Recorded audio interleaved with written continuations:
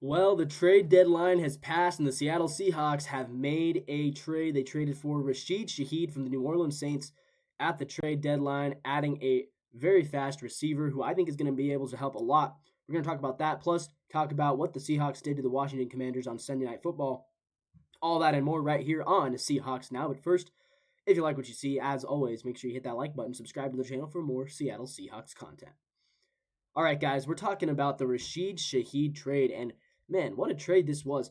I don't think I saw this one coming, but maybe I should have because the Saints are a bad team. It makes sense that they'd be wanting to unload some players. And Seattle, on the other hand, Clint Kubiak obviously has been really important for us this year as our offensive coordinator. Last year, he was obviously the OC with the Saints. So, yeah, it actually makes a lot of sense that we would maybe target a guy like Rashid Shaheed in a trade. And I actually really enjoy the fact that we brought him in. I think Rashid Shaheed can do a lot of good things with this receiving core. I think he already knows the offense, which helps. And I just feel like he'll be a productive player for us. Now, he's been an interesting career where in 2022 didn't really do a whole lot, 488 yards of receiving as a rookie.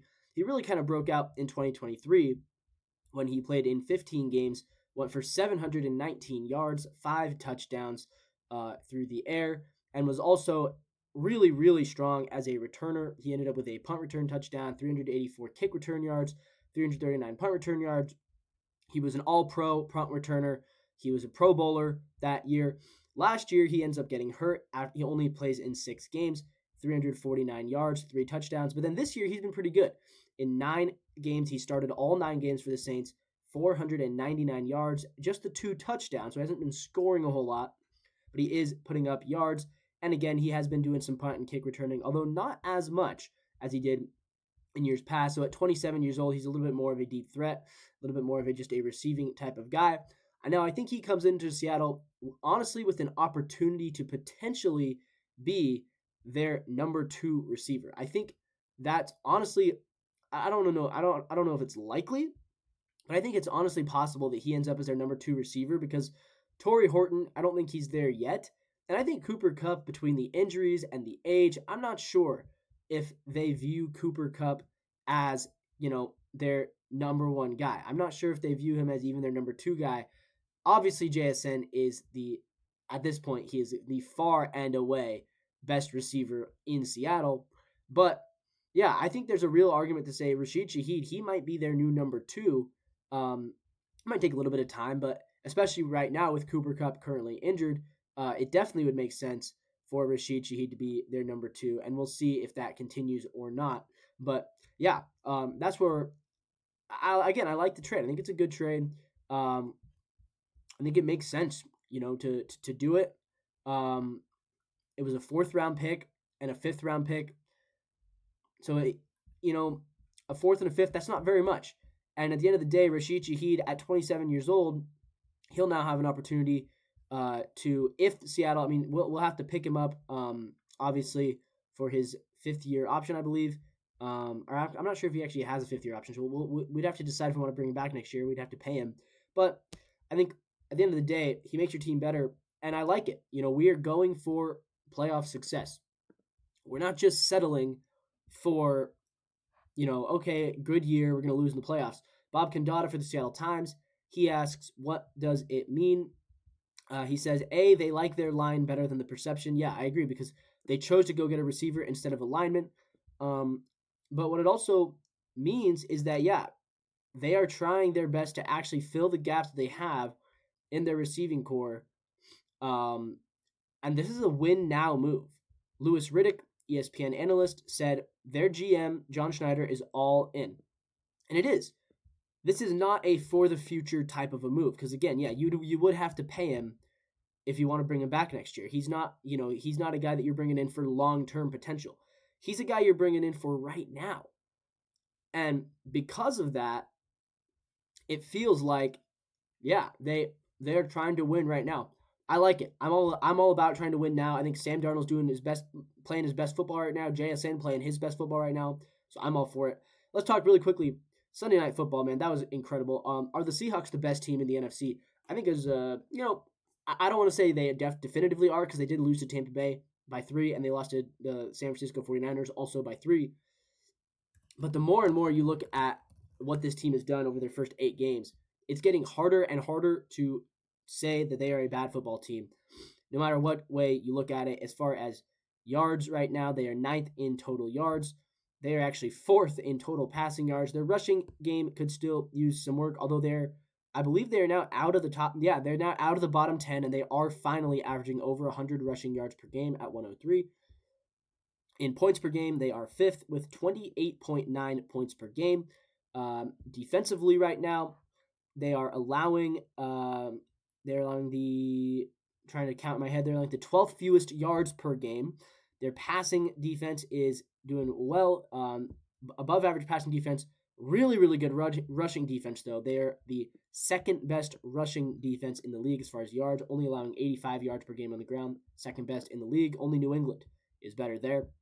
As far as points per game, they're allowing right now the 5th fewest points per game. So, yeah, they're the 5th best scoring offense, the 5th fewest scoring defense. I don't know if you look at point differential, are they the best? I'm not sure. I'd like to look at that as far as total points, because they have a really good point differential. If that is the question, turnovers right now they are. Here's the weird thing, is they're still in the negatives on turnover differential, -3. They're just not taking the ball away and they're fumbling too much. Seattle has 9 interceptions. They've only recovered 1 fumble, so they've only taken away the ball 10 times. On the other hand, they have thrown, 4 interceptions? No, they've thrown 5 interceptions. They've thrown 6 interceptions. Okay. One of those was Cooper Kupp's fault. Not all on Sam Darnold. But the big problem there is they fumbled 7 times.